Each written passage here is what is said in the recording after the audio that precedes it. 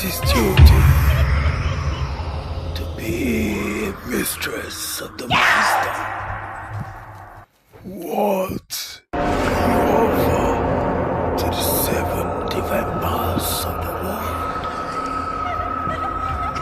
You must sell your soul for a price, and that price is something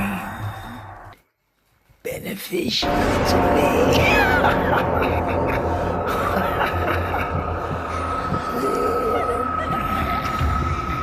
I watch you every day.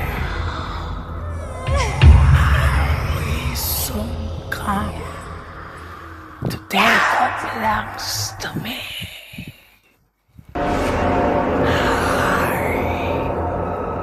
I'm from the deepest and darkest parts of the ocean. I will lead legions.